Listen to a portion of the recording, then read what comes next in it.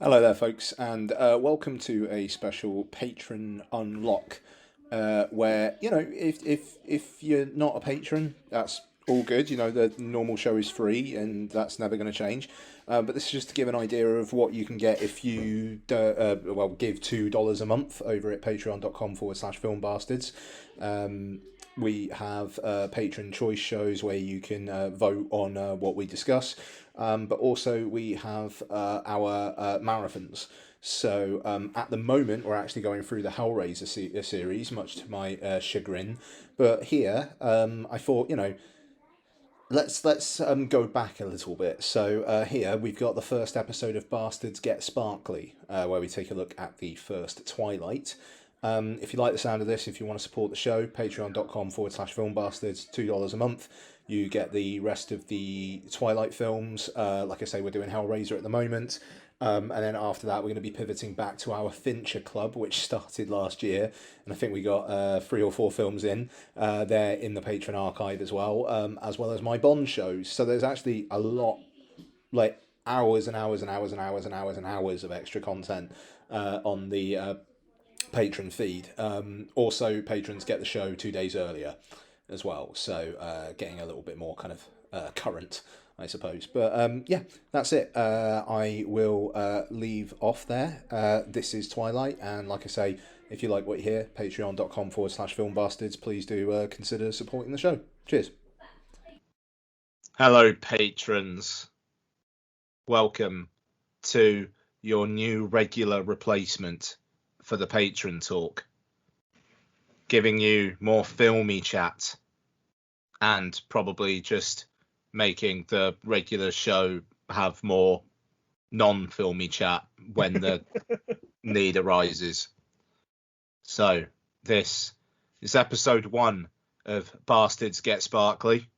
My name's Ian Loring, and as always, I'm joined by Matt Foster. Hello, everybody. Becky Foster is ill and is not joining us today. But God, I need to up the energy here.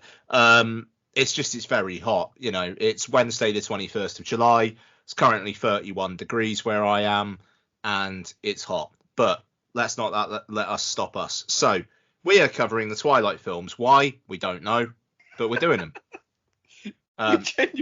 We genuinely don't have a clue why we're doing this one, do we?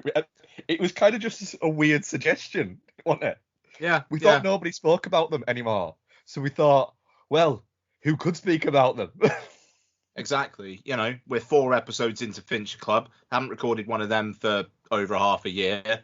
So why not just start a completely different series? Yep. But it's focused. It's going to be way. Yeah, absolutely. No, but we're going to be doing. We think one of these a week. Yeah, let's get into it. So, 2008 it was, wasn't it? Yeah. 13 fucking years since Twilight came out. That's I didn't think it was that long. It's a franchise that has been done for nearly a decade. Yeah. And that feels weird, but at the same time not, because you look at where Pattinson and Stewart were at the end of that, and kind of like the evolution of their careers, and it's like, oh shit, yeah, it probably has taken that amount of time to get where we are now. So Twilight, directed by Catherine Hardwicke. Main stars in this one being Kristen Stewart, Robert Pattinson, everyone's favourite Cam Gigande, brilliant. Yep. Rochelle Lefevre, Eddie Gaffigy, Peter Facinelli, Elizabeth Reese, I think it's fair to say that Anna Kendrick is a bigger part of this one than she is in the later ones. Yeah. And yeah. So 2008. Robert Pattinson, most known for being Cedric Diggory in the 4th Harry Potter. Kristen Stewart, bit of an up-and-comer. And this basically kicks off a trend which I think only really ended when the Divergent films decided not to finish. Yeah. So did the whole kind of like YA adaptation thing. It really became the thing. And it launched Kristen Stewart, it launched Jennifer Lawrence. To an extent, it launched Shailene Woodley. She probably backed the wrong horse, but hey.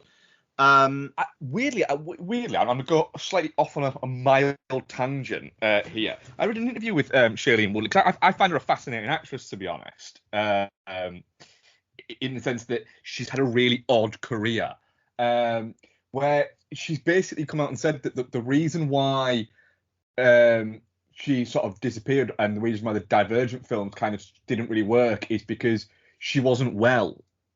And she said that she's not quite ready to talk about the illness that she had, but it was basically quite a debilitating illness that left her kind of a lot of the time unable to move, which meant that she couldn't work, and the Divergent films kept on having to get delayed and moved around because she wasn't well, but they didn't want to release it that she wasn't well and all this. And it just created this really weird, like, 10-year period in her life.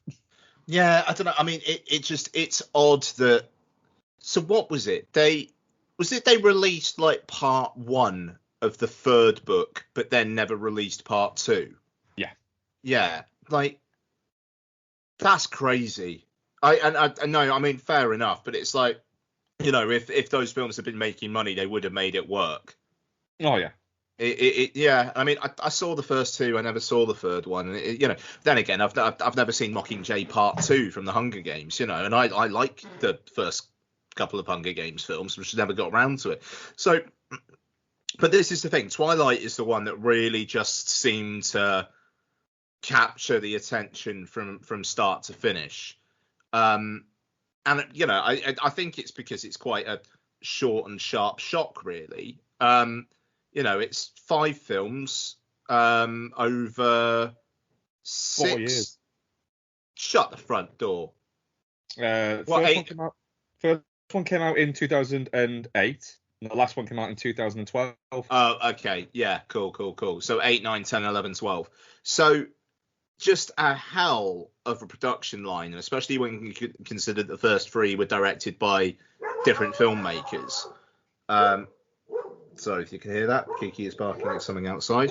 And yeah, I mean, this film is fucking nuts.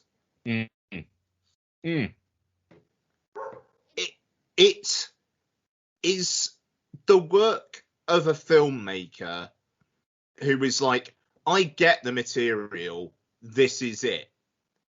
And while there are some good decisions, there are also some what the fuck are they playing at decisions, which I think at times, for me especially, like in the first half during their kind of initial courtship, really threatens to sink it. The whole relationship between the two, I do not get why Bella would ever give Edward the time of day, apart from just like, I want to fuck the vampire boy. I mean, that literally is it, I think, isn't it? It is that. It is just, I don't care.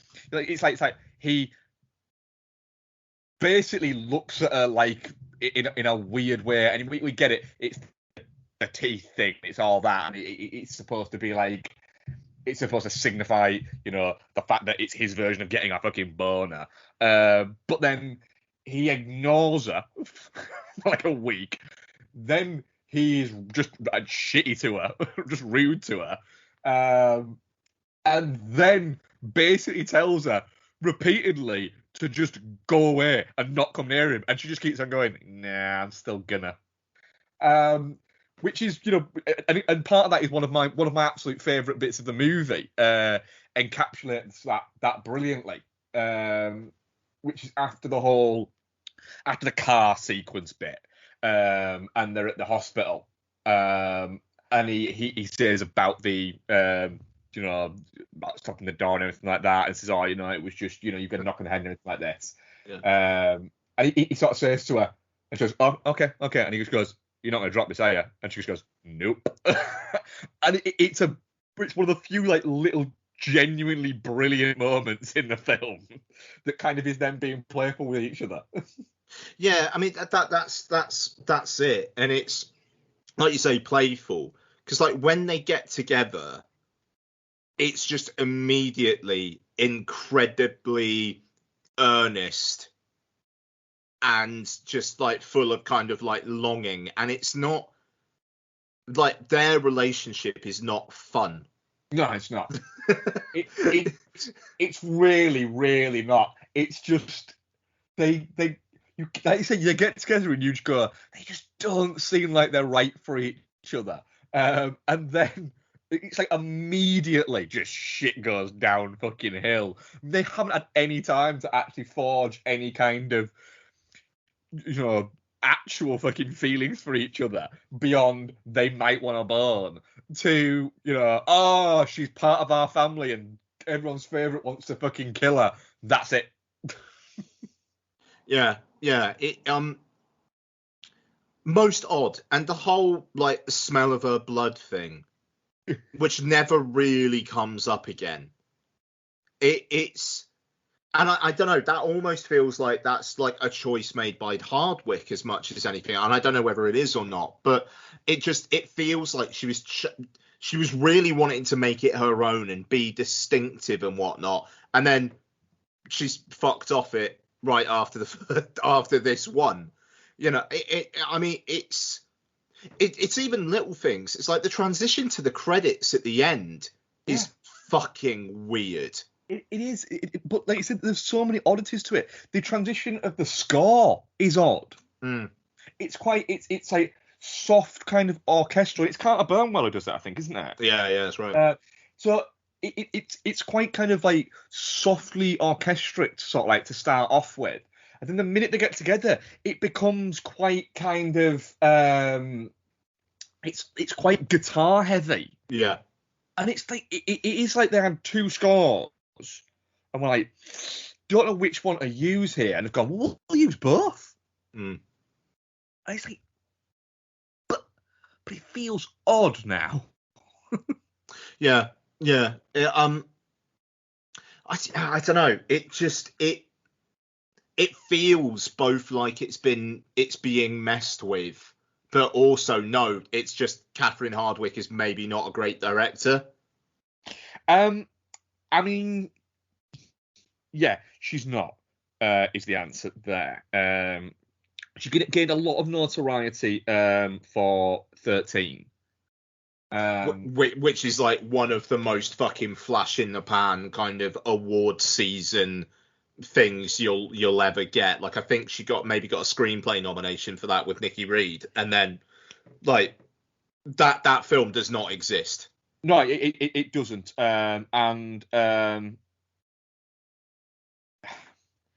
Being honest, it's have you?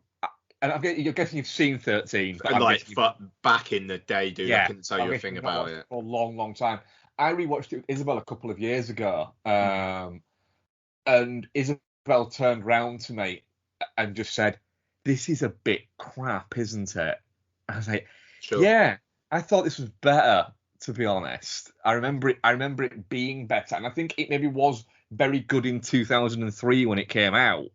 But when you go back and look at it, it just doesn't have any of the weight that you thought it had. It's more interesting that it was written by a young actress than it is actually the film going on. It's just something like, for instance, Bully, what's his name? The Larry Clark film. From I think maybe a couple of years before, around the same time, is a lot more interesting and holds up a lot more nowadays. I mean, Larry Clark's films always have an ickiness to them, but it's an intentional ickiness. Yeah. Whereas 13 kind of straddles around the idea of ickiness, but never quite gets icky, if that makes sense. But it's trying to deal with quite icky sort of themes and everything like that. And then she shit the bed with Lords of Dogtown. That should have been a great movie, but wasn't. And then did the Nativity Story, and then got Twilight. I think because she was actually chosen, handpicked by is it Stephanie Meyer, the writer. Yeah. I think she handpicked her to do the movie, Twilight, and then they quickly sort of moved her along for somebody who was a little bit more studio friendly, it would appear. Yeah, and I mean, it seems like Stephanie Meyer wasn't quite as bad as E.L. James was in terms of controlling with the 50 Shades films. It seems like they gave them a fair amount of rope. But I don't know. It's interesting because Kristen Stewart and Robert Pattinson, obviously, they were basically kind of getting together while this film was being made. And I think if it wasn't for them, I kind of wonder how much, like, whether this might have petered out like these other franchises we mentioned earlier on. It just, they've got great chemistry. Like the Kristen Stewart, I want him kind of thing works better than it should. And I don't think it necessarily works that well, but it works better than it should, because like when they do finally start making out and stuff like that, it is just like, yeah, go on, you guys fucking go for it. There is that kind of, that there is a heat there. But then 20 minutes later, you've got vampires playing baseball while Supermassive Black Hole plays. And it's like, what am I watching? It's like, oh, we can only play baseball when it's thundering. Why? Oh, because we hit the ball that hard that it makes a thunderous noise. Well, they don't even time it with the thunder. It's such. I mean, right. I'm going to say something that's going to sound really bad, but it seems like it's based around pretty crap material. But I haven't read the Twilight books, and the Twilight books aren't written for me to read, so that's a little bit. It feels like I'm being sniffy, and I am not. If there is anybody out there, patrons will know this because they listen to it. If there's anyone who admires trash more than me, then I'd love to be able to find them. But it's. I mean, that sequence is so odd, except it finally gives that. Is it Jasper? It finally gives him a personality, because so far in it, he's been very odd in the sense that he's had such a weird face. They do say that, like, he's kind of just getting used to the vampire transition himself. Yeah. But he looks like he's scared and worried that the next step is going to result in him shitting himself. he genuinely does. He also looks like his entire face is infected with electrons. That means that if he moves any of it independently, he gets a small electric shock. So he just doesn't. Yes. Yeah. Weirdly, he's incredibly charismatic with a baseball bat. Yeah. No, quite. Yeah. And the thing is, he's paired with Ashley Greene, who is quite full of life. She's quite spunky. She's like, I quite like her. What the fuck is going on with your boyfriend? And then you got Kellen Lutz and Nikki Reed, who basically just are in the background. I don't know. It's a very, very odd experience, even taken away from like who it was like kind of aimed at and whatnot. Just watching it on its own, it's just this odd bit of work that for every great side performance from Billy Burke, you've got an awful side performance from Jackson Rathbone. For every great bit of like chemistry between Bella and Edward, you've got fucking vampire baseball. Yeah. Oh, the oddness. I forgot so much of this movie. It was clear. Same. Yeah. So when Anna Kendrick turned up, I was like, fucking hell, is Anna Kendrick in this? And Bex looks at me and is like, are you sure you've seen this? It's like, yeah, I have. And then she's like, and then Bex saying, oh, is this the one with the baseball in it? It's like, I think it might be. And then everyone's favourite turned up, and I pointed at the screen. And then when he went and became all sparkly, it hit me. I was like, oh, I forgot about the sparkly. And yeah, it was and then him fucking running around with her on his back. It is just That effect why. is incredible. Why, when he's explaining essentially being a vampire and being the perfect killer, is he just bouncing around trees? It's such an odd way to frame that. It's like, right, could you stop, stand still, and just get on with the point? I mean, that's the thing. That's bad direction, you know, and it's almost because before that has been the whole kind of like, you're ice cold, you never eat, blah blah blah, you know, and that whole tell me what I am, say it, you know, and you know that scene that goes on for fucking ages, and then it's like, right, we've got more exposition, but we probably need to keep things moving. I know, let's have them physically move. How are we going to do that? He can get on our back and he can run against a green screen. We'll make it work. You know, it's not even run. It literally is. They went, right, jump on his back, right. Now, stay there. And then the tech team literally just started just selected that and just dragged it across the fucking screen. Yeah. Like, can we like put like a wheelie motion on his legs? Yes, we can. Just bizarre. I also fucking odd. Big fan of that scene where Bella and her dad in the diner. And then that guy just fucking comes in and says, "You remember me, don't you? I was Santa Claus once." And it's just this weird, like, non sequitur. It's like, what the fuck was that about? And it's like, oh, okay, because then he's going to get murdered later on. It needs to, like, have some emotional bond. And it's like, but it's almost like they forgot to film the bit where she meets him. And so they just had to get them back for, like, 2 hours of reshoots, which they just wrote on the day. And he's just like, and they're just like, right, just interrupt them and improv. Yeah. But there's also the just terribleness of, right, you have to get, you have to leave, we have to get out of there. Well, what am I going to tell my dad? Oh, you'll have to just tell him anything. You'll have to. Well, I can't let him down. I can't hurt him. Well, you're going to have to. I mean, she could literally just turn her down. Look, I've had a really big fight with Edward. I just need to see my mum. And the dad will probably go, okay, that's fine. But no, she has to basically fucking chew the poor guy out. Yeah. And just be an absolute shit to him. It's like, I'm sure you could have handled that better, Bella. Like, Charlie Swan is, like, through these films, as far as I can remember them, is just one of the most put upon people, where it's like, right, what are you doing now, Bella? Right, you're with a wolf boy now, are you? All right then, yeah, okay. What are you doing now, Bella? You're getting married. What, to him? Yeah, all right. It's like he's afraid to say no or something. God, I mean, it literally is the most weekend dada performances. Yeah, but he's also like, yeah, that's the thing. He's just like, well, you know, they're just going to do it anyway. Fucking let them go ahead. But at the same time, he does seem really caring. He's like, yeah, I wish that was my dad. Yeah, but he has a great scene where he comes in to see her in the hospital, and he's pointing at the kid who, to be honest, has just slid on some ice.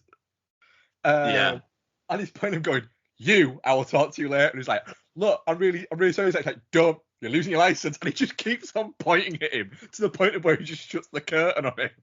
And then I was listening to a podcast the other day about Twilight, so I won't say this is original thought, but then in comes Peter Facinelli looking like he's gonna murder everyone. looking like the fucking palest human that's ever existed. And also, as well, when did he train to be a doctor? He must have trained in like the 1500s to be a doctor. I don't know. Every time he goes to a thing, he just goes in and goes, what are you doing, doctor? He's like, I've just brought the box of leeches. There you go. Your cancer's gone. Like, what the fuck? Oh man, it's something. But I also do like the fact that they're trying to make something for dinner for her, and they're all being really just quite nice. and making her something Italian because they think she might be Italian. Yeah, that's good. It almost feels a little bit, just almost quite sweet. That's the thing. Have more of that. Have more of the playful, like we were talking about earlier on. You know, it's and again, it's made for the audience. It's made for. It's earnest as fuck, and it's kind of like the whole kind of like teenage longing thing as fuck. And I think Hardwick does capture that aspect. Okay, it's just when it's just Robert Pattinson looking at her like he's about to throw up. Like that's not the way. No, it's the problem is it does seem like an adult's idea of what teenage angst looks like rather than actual teenage angst. Sure. Because the problem is it's hard to do teenage angst or write teenage angst when you're an adult because you've got to make everything seem like it actually has some kind of weight, whereas teenage angst largely doesn't. It is literally just angst. It's just kind of being frustrated and angry at existence because that's what being a teenager is. You know, it's everything that's going on. So that's why sometimes it never quite twinges, it never quite hits the right spots. And I think you get a lot of that within Twilight. Yeah, quite. The next one's going to be a lot more fun. The next one's longer, but the next one does have Michael Sheen. Oh, it does, doesn't it? Is the next one Eclipse? Oh, it's New Moon. No, New Moon, yeah. The one where Edward's going to basically kill himself by revealing himself to be Sparkly in Italy for some reason.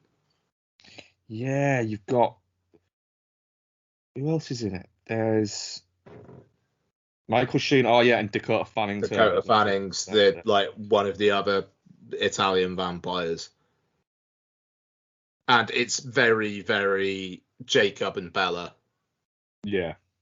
It's the Jacob one. This one, isn't it? Cool. Okay, so that was episode 1 of the Bastards Get Sparkly, and we will be back next week to talk about New Moon.